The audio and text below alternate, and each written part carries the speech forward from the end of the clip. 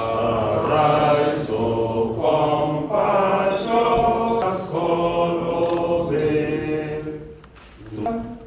with love and strength of our heroes past shall never to serve with heart and mind, one nation.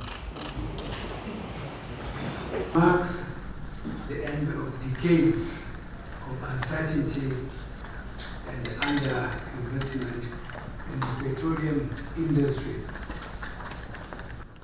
As part of administration's commitment to building a competitive and resilient petroleum industry that will attract investment, improve our revenue base, create jobs, and support our economic diversification agenda. As a nation that depends on all the resources for the development of other sectors, Nigeria runs a petroleum industry that is governed largely by laws enacted 50 years ago, such as the principal legislation, the Petroleum Act of 1969, and other obsolete legislations.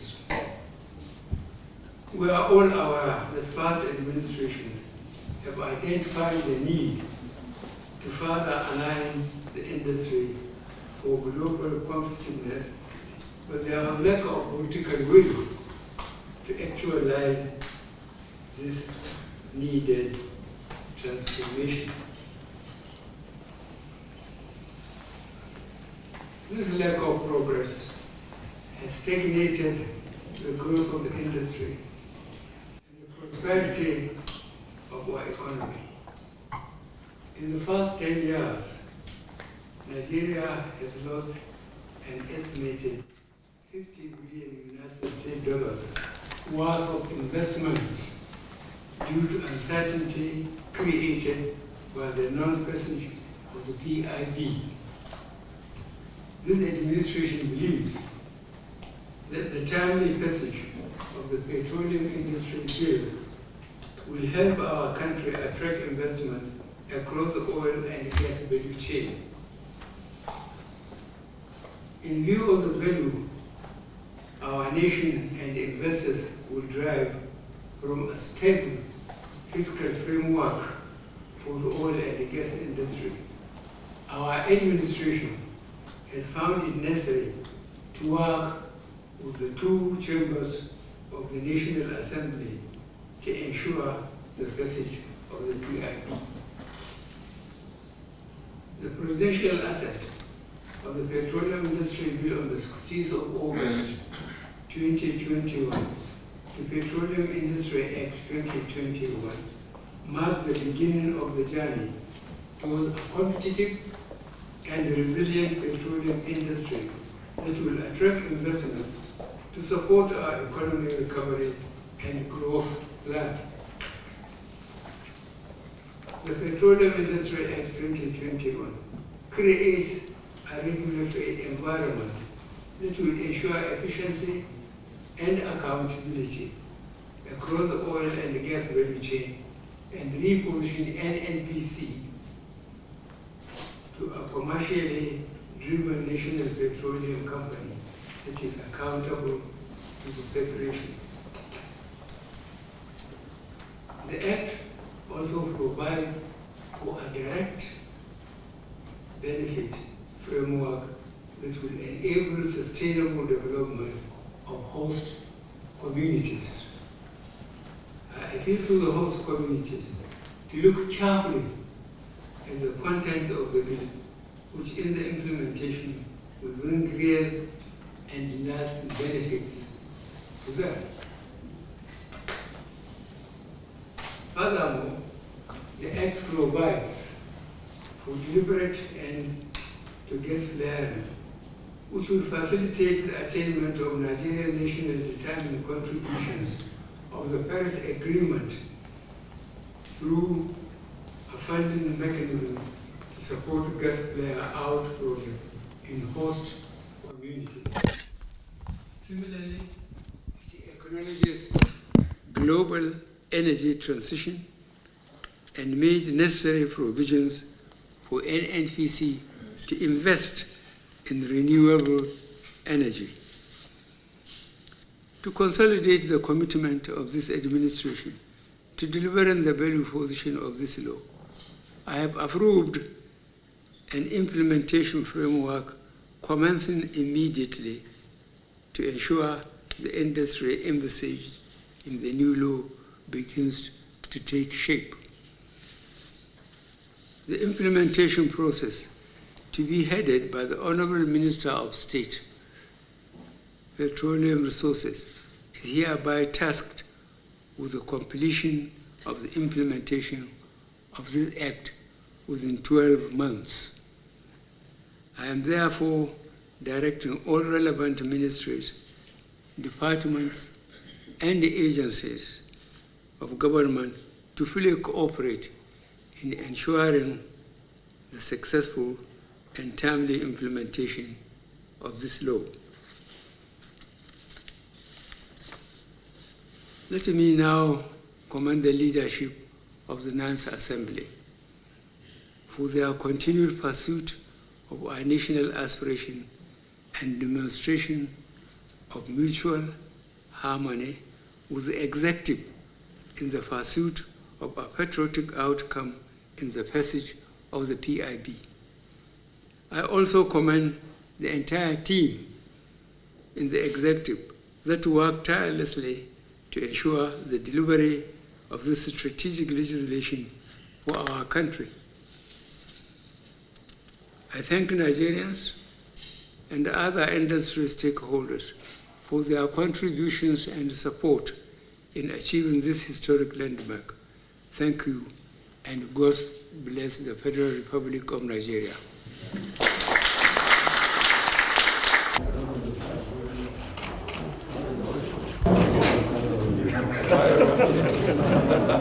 Made a lot of efforts to get this done. What does this portend for Nigeria? Well, thank you very much. Let me start by thanking the Almighty God for making this event very possible today.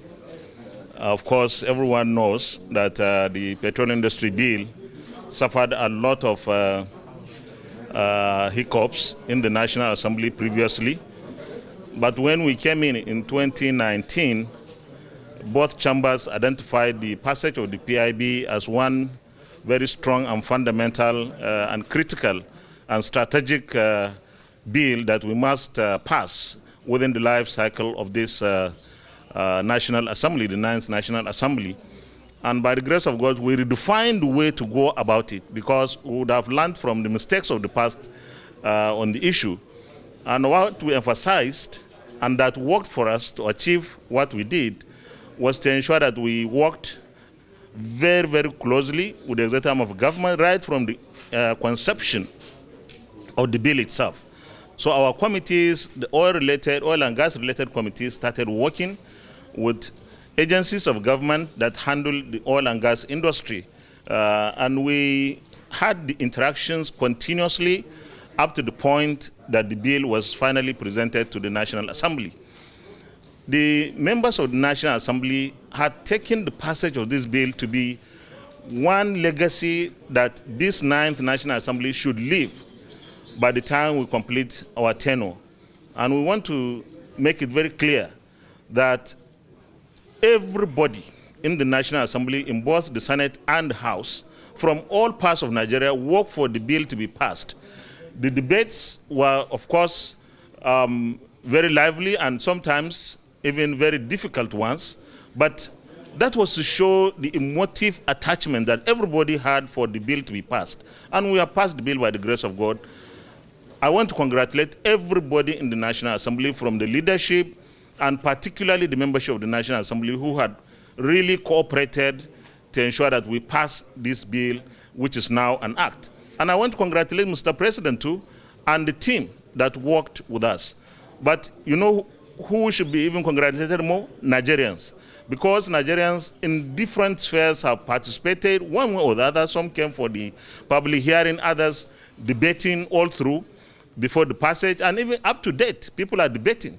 But the fact remains that this is one bill that will benefit Nigeria as a country and benefits its people.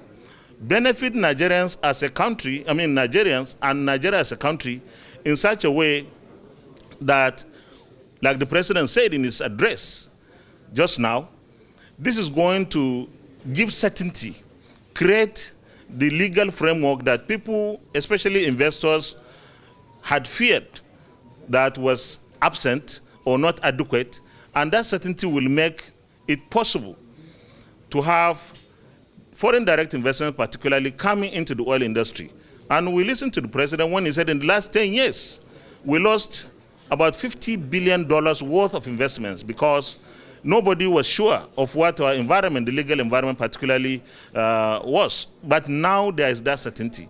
Secondly, we'll have much more revenues coming into our country, into our coffers. So our states will have more revenues, our local governments will have more funds, and of course what we expect is that these revenues will be translated into actionable projects that will make life better for Nigerians. The host communities are winners as well. It may not be necessarily exactly what some of them had hoped, but from zero to over $500 million, I think it's a big jump.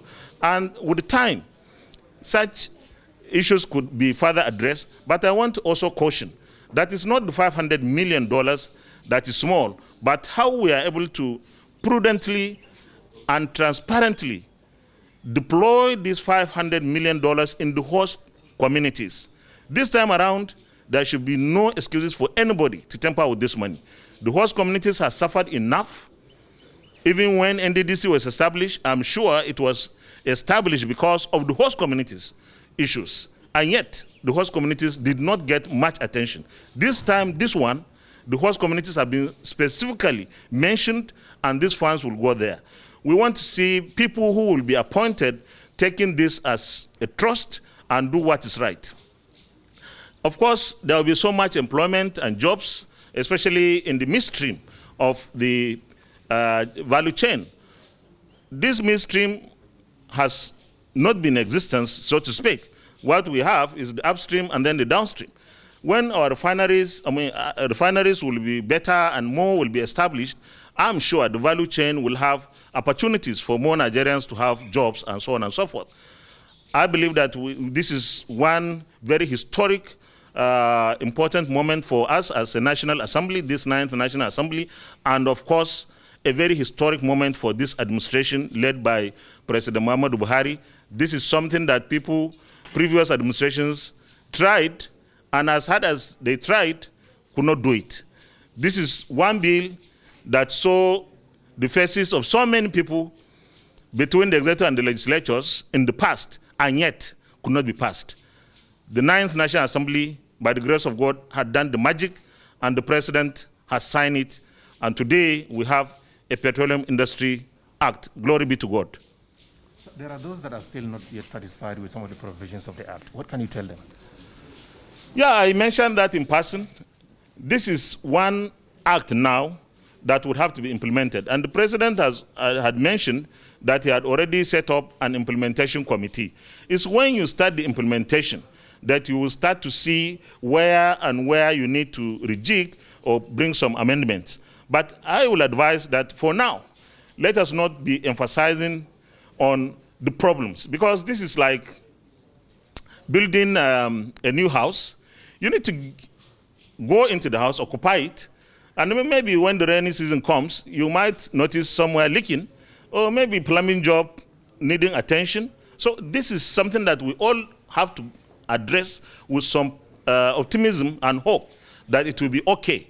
But because we are human beings, no act of any human being will be perfect. So where we are able to see issues, the National Assembly is there, bring them for amendments. Even the most difficult issues can still be brought back to the National Assembly for amendments if it is worthwhile to do so. But I believe that there is no need for us to be emphasizing on the problems rather than the prospects.